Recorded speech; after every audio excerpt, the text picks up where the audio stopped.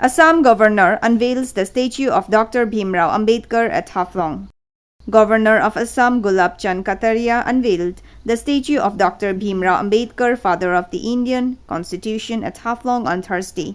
Governor was accompanied by First Lady Anita Kataria, Chief Executive Member, Dimahasao Autonomous Council, Dabalal Gorlosa, Chairperson Ranu Langthasa, and others.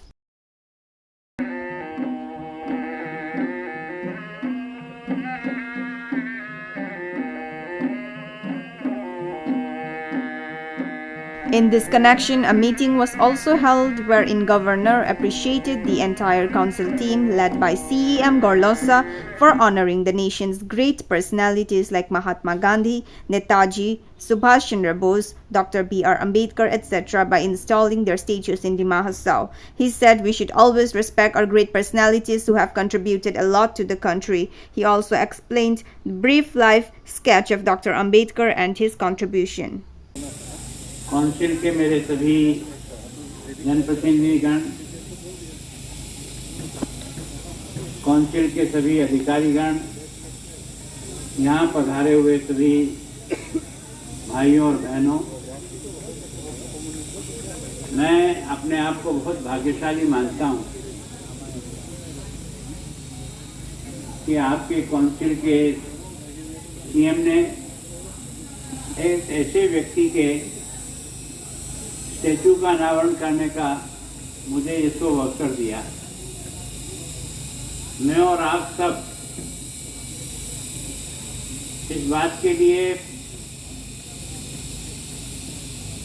जब विचार करते हैं कि हमारे देश में स्टैचू किसकी लगाई जाती, हमारे देश के चौराहे पर किसी महाराणा की, किसी राजशाह की, किसी धनाढ़ की, किसी संपन्न व्यक्ति की स्टैचू नहीं लगाई। हमारे देश में स्टैचू उन व्यक्तियों की लगाई जो देश के लिए जिए, समाज के लिए जिए, अपना सारा जीवन जिन्होंने देश और समाज का उत्थान के लिए लगाया, ऐसे ही व्यक्ति की स्टैचू हम लगाते हैं। तो 3 स्टैचू यहाँ लगी है। महात्मा गांधी की स्टैचू लगी है, सुभाष बोस की स्टैचू लगी है और भीमराव अंबेडकर की स्टैचू का आज अनावरण किया। मैं सोचता हूँ कि भीमराव अंबेडकर का स्टैचू लगाते समय हम अपने मन में विचार करें, एक व्यक्ति अपने जीवन को इतना ऊंचाई पर कैसे ले जाता है, तो उसके स्वयं के समर्पण से ले जाता है, उसकी लगन से ले जाता है, कठिनाइयों को पार करने की जिद से ले जाता है। जिस समय अंबेडकर का बचपन था उस समय हमारे देश में छुआछूत पराकाष्ठा थे और उस पराकाष्ठा में भी उसने अपनी शिक्षा को अपना जीवन का आधार बनाकर जिस तरीके से वो आगे बढ़ा कि उसके गुरुजन उससे प्यार करते थे, इस कारण से कि प्रतिभावान बालक था। उसको आगे पढ़ाने के लिए बड़ौदा के महाराजा ने मदद करके उसके टैलेंट को देख करके उसको विदेश भेजा और उसके कारण से उसने ये सब डिग्रियां जो प्राप्त की है वो अपनी स्वयं की योग्यता के आधार पर। इसका मतलब व्यक्ति को अगर आगे बढ़ना है तो प्रारंभ अपने स्वयं के सोच से करना पड़ेगा। जब तक हम अपने सोच को उसके अनुसार नहीं बनाएंगे, हम अपने लक्ष्य को प्राप्त नहीं कर सकेंगे।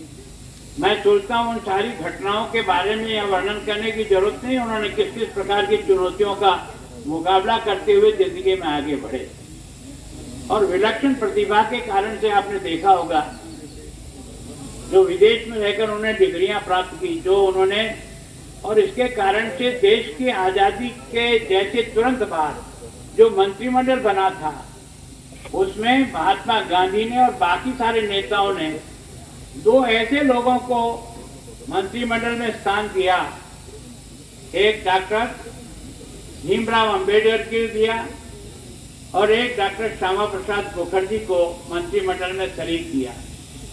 इसका मतलब आपको लगता है कि उनकी योग्यता का जो मूल्यांकन है वो उस समय देश की आजादी के समय में जो सर्वोच्च पदों पर थे या जिनकी पहचान थी, उनके मन में भी उनके प्रति कितना सम्मान था।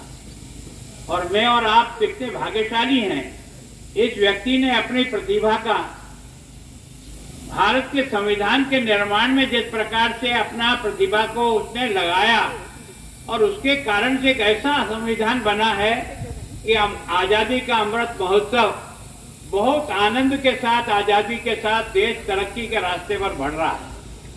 मैं सोचता हूं जो वंचित थे, पीड़ित थे, दुखी थे, जिनको समाज में स्थान नहीं था, उन लोगों को भी बराबर पे लाने के लिए संविधान में ही सारी व्यवस्था की, ताकि यह जो अंतर है ये अंतर मिट करके सारा देश एक बने, सारा देश एक साथ चले, सब मिलकर के आगे बढ़ने का प्रयास करें। ये उसका परिणाम आपको और हमको दिखाई देता है। मैं सोचता हूं कि भीमराव अंबेडकर की सारी जिंदगी को जब आप पढ़ोगे तो उन्होंने देश की आजादी के बाद भी जिस प्रकार के संघर्षों से उनका मुकाबला हुआ है ना, यहाँ तक कि राजनीति किस सीमा तक जाती है कि उनको चुनाव हराने के लिए उसी पार्टी के लोगों ने दूसरा कैंडिडेट खड़ा करके चुनाव हराने का प्रयास किया, लेकिन उन्होंने कभी भी इससे हार नहीं मानी और निरंतर प्रयास करते रहे।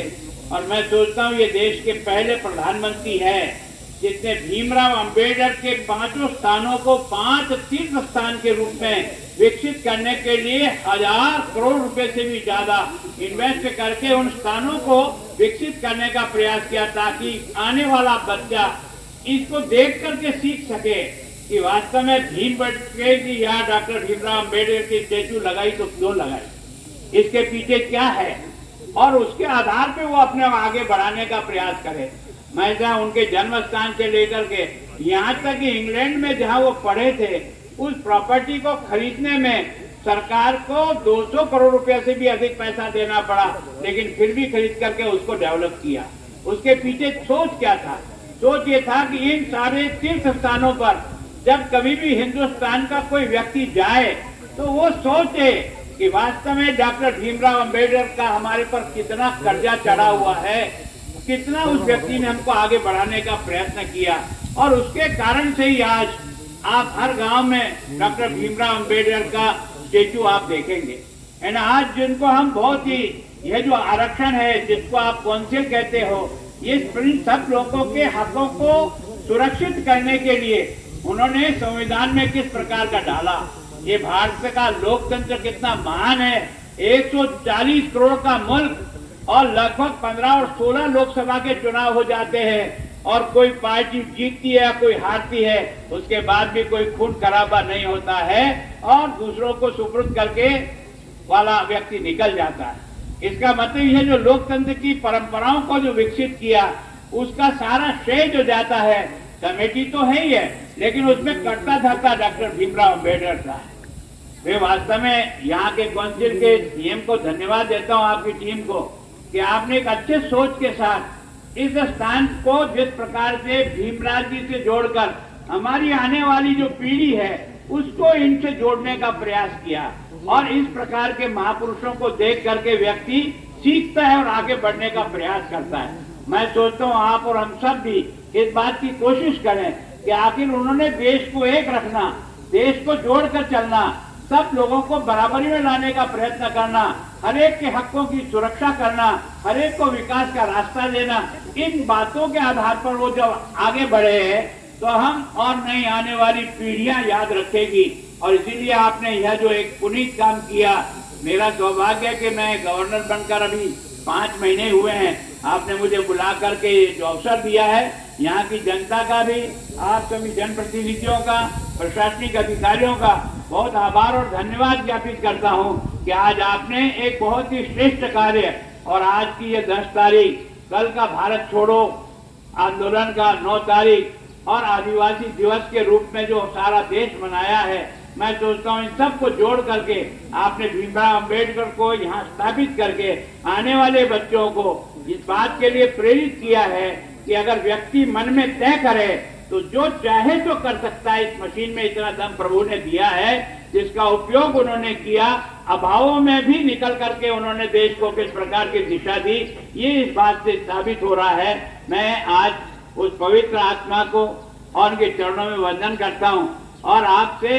आशीर्वाद सारा देश चाहता है कि जो सोच आपकी थी हर मानव के प्रति में वो हम सब में भी जागे और हम अपने से जो पीछे रह गए हैं उनको बराबरी में लाने के लिए पूरी तरह से कोशिश करें। और जनप्रतिनिधि जनता का सेवक होता है, जनता का मालिक नहीं होता है। इस बात को ध्यान में रख करके हम, जनता हमारे लिए सब कुछ है, उसके लिए हम क्या कर सकते हैं, उसकी सेवाओं को कैसे दे सकते हैं, इस बारे में निश्चय करें। यही बात कहकर के एक बार आप सब पधारे। मैं आप सबका भी बहुत बहुत अभिनंदन करता हूं, विशेष करके काउंसिल के सीएम साहब का और उनकी टीम का, कि आपने ये बहुत अच्छा अवसर मुझे दिया। धन्यवाद। जय Hind. CEM Gorlosa in his speech lauded the contribution of Dr. Ambedkar for adding the 6th schedule in Indian Constitution for the backward classes of the country, including Hill District of Assam. B R. Ambedkar ji का issue immigration करने आया है, उसके लिए welcome भी करता हूं। और असम का फर्स्ट लेडी अनिता खताले जी और डिमा हासा ऑटोनोमस काउंसिल का चेयरपर्सन श्रीमती रानू लंकसा जी और ऑनरेबल EM, MSc और जितने भी गवर्नर साहब का साथ ऑफिसर्स आने वाला। और तो आज आप लोग सभी मालूम है कि डॉक्टर बी.आर. अम्बेडकर जी का देश के लिए वो क्या करके गया है, तो उसके लिए हम लोग भी डिमा हासाओ ऑटोनोमस काउंसिल व बाकी जो देश के लिए जो करके गया है उसका नाम से हम लोग संविधान का जो बनाया है उनका इशू इनॉग्रेशन किया है। तो इसमें पहले होना चाहिए था लेकिन कुछ कारण से हो नहीं पाया। लेकिन हम लोग का काउंसिल जब भारत आज़ादी मिला है उनका साथ साथ हम लोग भी मिला है और पहले लगाना चाहिए था लेकिन कुछ कारण से लगा नहीं पाया होगा। लेकिन मोदी जी का गवर्नमेंट में, हेमंत जी का गवर्नमेंट में और आपका गवर्नर का लीडरशिप में हम लोग ये इशू इनॉग्रेशन करने मिला, इसलिए बहुत बहुत धन्यवाद देता हूँ। और आप में बहुत खुशी भी हूँ क्योंकि आप लोग भी खुशी होगा, क्योंकि अगर संविधान में हम लोग का काउंसिल अगर यहाँ पे नहीं देता रहा, संविधान बनाने में आप लोग का साथ में नहीं रखने से यहाँ का जो अलग अलग ट्राइब है, ट्राइबल है, नॉन ट्राइबल है, अलग अलग ट्राइब है, छोटा छोटा ट्राइब है, उनका भाषा, उनका संस्कृत, उनका लैंग्वेज पूरा खत्म हो जाता रहा। और स्पेशली नॉर्थ ईस्ट का हम लोग का डिमा हासाओ हो तो इस पाकिस्तान या बांग्लादेश का साथ भी जा भी सकता रहा। कुछ ऐसा डिस्कशन भी हुआ था संविधान लिखने में, लेकिन हम लोग का असम का जो first chief minister Gopinath Bordoloi ji ने और डिमा हासाओ ऑटोनोमस काउंसिल डिमा हासाओ से भी कुछ सब कमेटी, 6 शेड्यूल कमेटी में जाके यहाँ का जो ट्राइब है, यहाँ का लैंग्वेज है, यहाँ का भाषा है, यहाँ का जमीन है, उनके लिए संविधान लिखने में वो लोग भी अच्छा सोच के हम लोग को ये दिया गया है। तो इसको हम लोग मान सम्मान से, जो इनका जन्मदिन हो, उनका हर प्रोग्राम में हम लोग सब मिलजुल के डॉक्टर बी.आर. अम्बेडकर जी को हम लोग मान सम्मान देना है।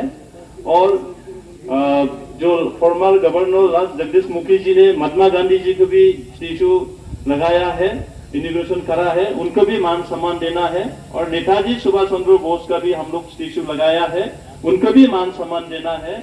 और समुदन पंगलो का इशू नेशनल फ्रीडम फाइटर, उनको भी मान सम्मान देना है, क्योंकि आजादी का अमृत महोत्सव अभी मना रहा है और कल भी हम लोग अपना देश अपना मिट्टी उसी हिसाब से प्राइम मिनिस्टर प्रोग्राम दिया, उनको भी हम लोग प्रोग्राम करता है। तो ऐसा हम लोग सब कुछ देश के लिए, जो आजादी के लिए उन लोग फाइट किया है, उनको मान सम्मान देके हम लोग काउंसिल चलाना है, सरकार चलाना है। और हम लोग भी मिलजुल के जो डॉक्टर बी.आर. अम्बेडकर जी का सोच विचार, जो गोपीनाथ बोरदोलोई जी का सोच विचार, उनको सोच विचार हम लोग अच्छा सोच के हम लोग काम करना है, देश को आगे बढ़ाना है, समाज को आगे बढ़ाना है। तो उसके लिए संविधान में हम लोग को लिख के काउंसिल दिया गया है 1952 अप्रैल 29 में। तो इसलिए हम आशा करता ऑनरेबल EM, ऑनरेबल ऑफिसर सबको ये संविधान जो बनाया है उनको मानते चलेगा, सब लोग मानते चलेगा। और ऑनरेबल गवर्नर साहब और उनका टीम को मैं बाहर डिस्ट्रिक्ट, बाहर स्टेट जैसा कुछ फैसिलिटी यहाँ पे डिमा हासाओ में नहीं है, तब भी एक भगवान से दिया हुआ हम लोग का हवा, वेदर, पानी ही ठीक है, उनको हम लोग संभाल के रखा है और भी संभाल के रखेगा। और हम आशा करता आने वाला दिन में जो बाहर स्टेट में हो रहा है डेवलप जो फैसिलिटी है वो भी हम लोग जल्द से जल्द, होटल हो व रहने का व्यवस्था हो वो भी हम लोग तैयारी करेगा जल्द से जल्द, वो आशा देता है। और हम ज्यादा कुछ नहीं बोल के छोटा सा वक्तव्य यही समाप्त करता हूँ। कुछ अगर गलती होने से गवर्नर साहब को हम लोग माफी चाहता है, क्योंकि हम लोग का दिमाग हंसाओ में पहले का जो समय में बहुत लोग कम आता रहा, लेकिन अभी जो मोदी जी का लीडरशिप में, हेमंत जी का लीडरशिप में अभी आना शुरू हुआ है, अभी डेवलपमेंट मिलना शुरू हुआ है, अभी स्टेचू लगाया है। इसलिए कुछ गलती हो जाने से डीसी, एसपी और हम लोग का काउंसिल टीम को आप लोग माफी करना और ज्यादा कुछ नहीं बोल के छोटा सा वक्तव्य यही समाप्त करता हूँ। Thank you. जुटाई। This was followed by an inspection of the progress of the Dilaubra Sangibra MOS project. Then he went to Haflong Civil Hospital and made the rounds starting from outpatient department, OPD, emergency and laboratory, blood bank and interaction with patients at the ONG ward. Then he inspected the central programs like Pradhan Mantri Dialysis Center and PM Care Oxygen Plant. This was followed by interaction with doctors and other staffs at the superintendent's office.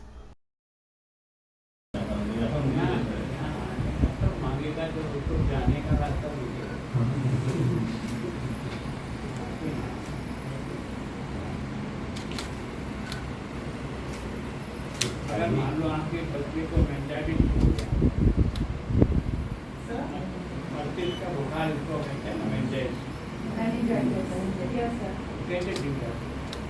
So first of all, we send the patient to the HDU. At present, we do not have an ICU, pediatric ICU. So first, we send the patient to the HDU, where the required oxygenation and everything will be there, and we start with the antibiotic. And then typical बीमारी है। The governor also visited the tourist spots near Jatinga. He also inspected the stalls showcasing local products.